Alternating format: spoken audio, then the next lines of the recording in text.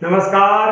आज के इस लेक्चर में हम 10th मैथमेटिक्स की एक्सरसाइज 12.3 का क्वेश्चन नंबर 13 करेंगे। सबसे पहले हम स्टेटमेंट को अच्छे से रीड कर लेंगे। देखिए, आकृति में एक चतुर्थांश OPBQ के अंतर्गत एक वर्ग OABC बना है। तो ये आपका चतुर्थांश है OPBQ। इसके अंदर OABC आपका एक वर्ग बना हुआ है।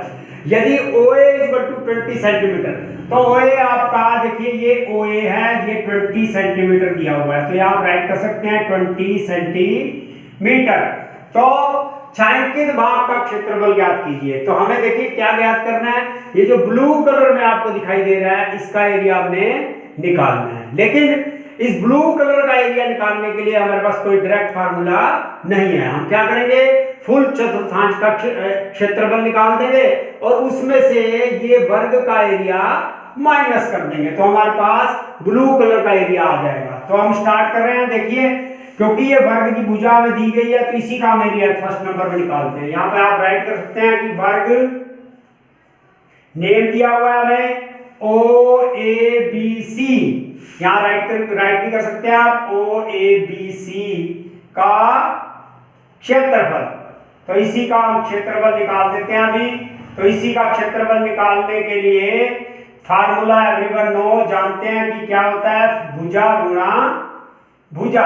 तो भुजा को भुजा से मल्टीप्लाई करोगे तो आपके पास इसका एरिया आ जाएगा। और भुजा हमें क्या दी हुई है, 20 सेंटीमीटर। यहाँ भी हमें 20 दी हुई है। तो 20 को आप 20 से मल्टीप्लाई करोगे तो हमारे पास क्या आ जाएगा, इन दोनों का मल्टीप्लाई तो 400 सेंटीमीटर। क्योंकि ये क्षेत्रफल है तो आप स्क्वायर आप जरूर करें लिखेंगे। तो हमारे पास 400 इस वर्ग का एरिया आ जाएगा। तो अभी हम ये जो चतुर्थांश है इसका क्षेत्रफल निकालेंगे। तो इसके चतुर्थांश का क्षेत्रफल निकालने के लिए हमें इसके रेडियस की जरूरत है। रेडियस हमें नहीं दिया गया है। तो रेडियस कैसे निकालेंगे, देखिए सबसे पहले मैं यहाँ एक विकर्ण ले रहा हूँ। यहाँ मैंने लाइन ये ले लिया एक, ये हमारे पास वर्ग का विकर्ण भी है और ये आपके सर्कल का रेडियस भी है। तो ये भुजा हम ज्ञात करेंगे। तो ये भुजा अभी देखिए हमारे पास क्या है कि हमारे पास एक ट्रायंगल भी बन गई है। ये हमारे पास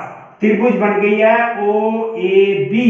तो इसी को लेकर हम चलते हैं। फर्स्ट नंबर में यहाँ मैं राइट कर रहा हूं कि त्रिभुज OAB में इसकी बात कर रहे हैं, त्रिभुज की बात कर रहे हैं।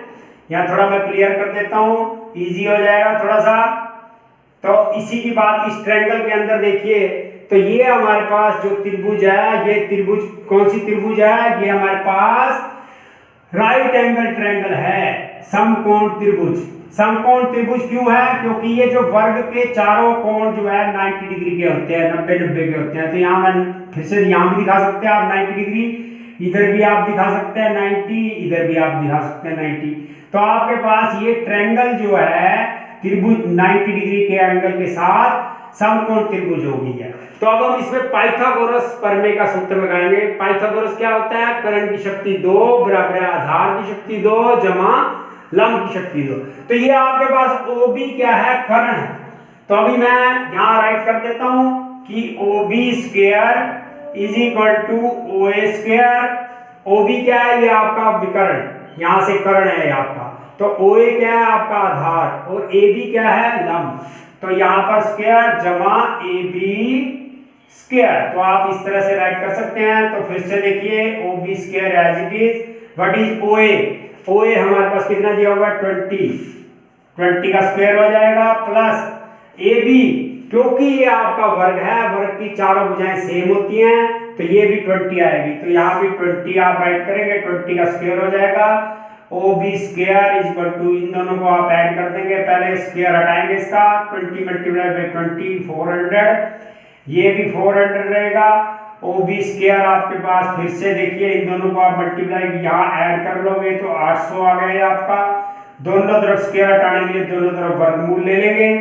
अभी देखिए ये आपके पास OB हो गया, लेकिन हम इसको थोड़ा और इजी कर देते हैं। इसको मैं 400 मल्टीप्लाइड बाय 2 राइट कर देता हूँ।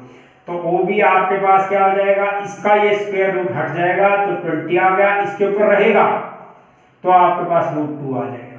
तो आपने इस जो सर्कल है वृत्त है इसका रेडियस आप निकाल चुके हैं 20√2। यहाँ राइट भी कर सकते हैं 20√2। तो अब हम ये चतुर्थांश का एरिया निकालेंगे। तो स्टार्ट कर रहा हूं मैं। ये जो चतुर्थांश है इसका एरिया निकालते हैं। तो आप यहाँ राइट भी कर सकते हैं कि चतुर्थांश, इसका नेम भी रख सकते हैं, नेम जो दिया हुआ है हमें दैट इज OPBQ। OPBQ का क्षेत्रफल। तो मैं इजी करने के लिए थोड़ा इधर नीचे राइट कर देता हूं क्षेत्रफल।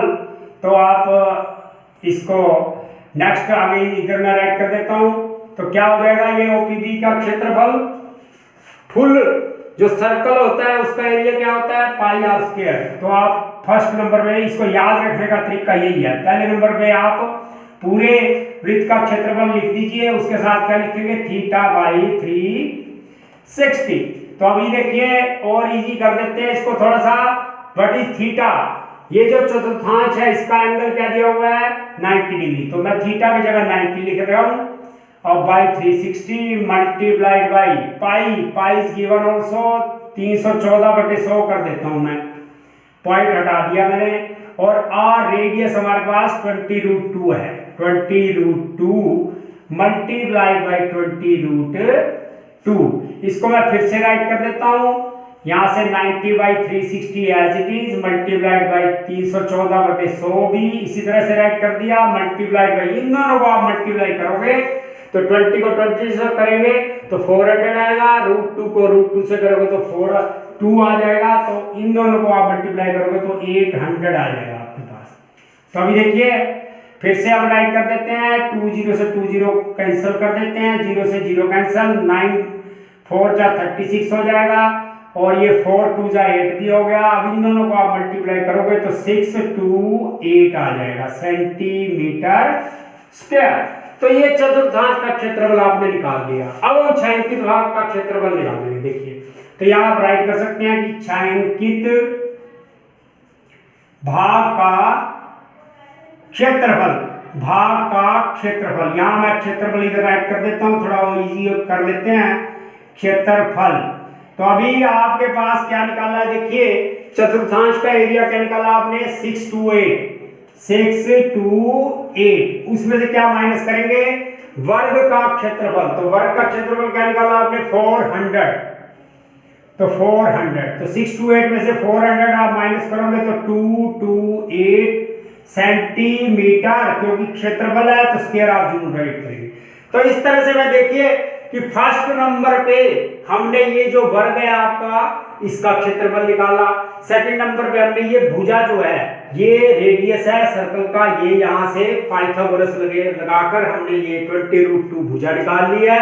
फिर हमने ये जो चतुर्थांश है इसका क्षेत्रफल निकाला और लास्ट में छायांकित भाग का क्षेत्रफल कैसे निकालेंगे।